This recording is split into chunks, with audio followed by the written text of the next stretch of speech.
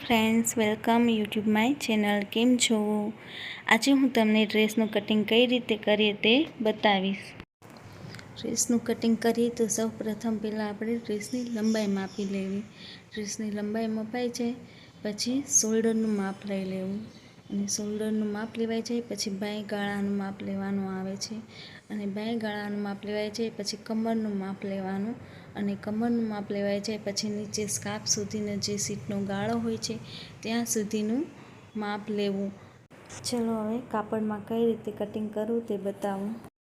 ઉપરનો ભાગ પહેલાં કટિંગ કરી લેવો અને પછી લંબાઈ જેટલી છે એટલી લંબાઈનું માપ આપી દેવું અને એક બોક્સ બનાવી દેવો.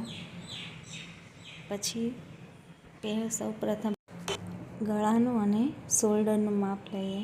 ગળું 3 ઇંચ અને શોલ્ડર 4 ઇંચ.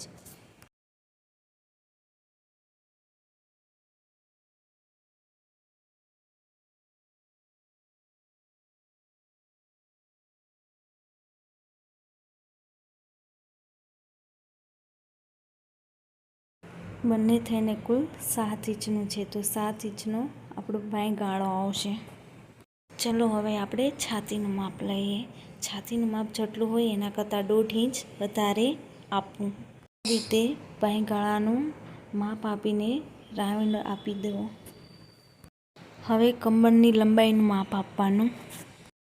કમરની લંબાઈ 8 ઇંચની અને 1 ઇંચ અંદર લઈ લેવું વધારે.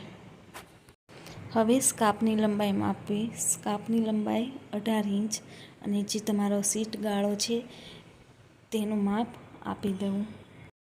જો તમારે સ્ટ્રેટ ડ્રેસ રાખવો હોય તો આ રીતે રાઉન્ડ આપી દો અને થોડો ઘેર વધારે રાખવો હોય તો થોડું વધારે આપો.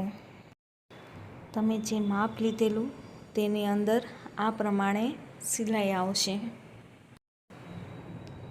ચલો હવે આપણે ગળાની લંબાઈ માપીએ. ગળાની લંબાઈ 5 ઇંચ. 5 ઇંચનું માપ આપીને રાઉન્ડ આકાર આપી લેવો. રાઉન્ડ અપાઈ જાય એટલે હવે આપણે ડ્રેસનું કટિંગ કરી લઈએ. મેં બતાવ્યા પ્રમાણે તમે માપ લઈને કટિંગ કરશો તો તમારો ડ્રેસ એકદમ પરફેક્ટ રીતે આવી જશે. મેં જે રીતે તમને ડ્રેસનું માપ લેતા અને કટિંગ કરતાં બતાવ્યું છે તે એકદમ સિમ્પલ અને સરળ રીત છે. જો તમે ઘરે એકદમ આસાનીથી કટિંગ કરી અને સીવી શકશો.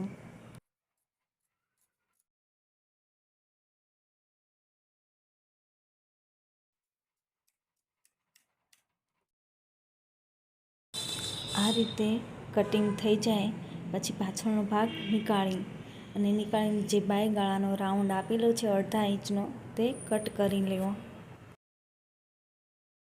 આ રીતે કટિંગ થઈ જાય પછી આગળનો ભાગ અને પાછળનો ભાગ એમ લખી લેવો એટલે તમે સિલાઈ કરો તો તમને ખ્યાલ આવશે કે આગળનો ભાગ છે કે પાછળનો. ચલો હવે આપણે બાયનું કટિંગ કરીએ.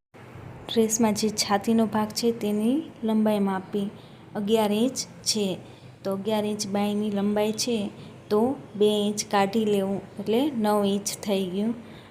અને બાયની લંબાઈ 15 ઇંચની છે. પછી આ રીતે બોક્સ બનાવી લેવું. બોક્સ બની જાય એટલે 3 ઇંચનો ગાળો રાખવો.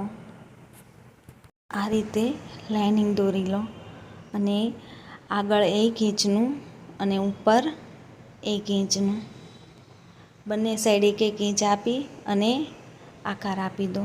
બાયનો આકાર અપાઈ જાય પછી નીચે 1.5 ઇંચ જેવી લાઈન આપો.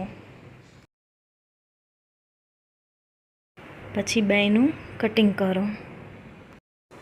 મેં આ ડ્રેસનું માપ અને કટિંગ કઈ રીતે લેવું તે બતાવ્યું. જો તમને મારો વિડીયો પસંદ આવ્યો હોય તો લાઈક જરૂરથી કરજો અને કમેન્ટમાં જરૂરથી લખજો. હું આવતા વિડીયોમાં તમને ડ્રેસ કઈ રીતે સીવું તે બતાવીશ.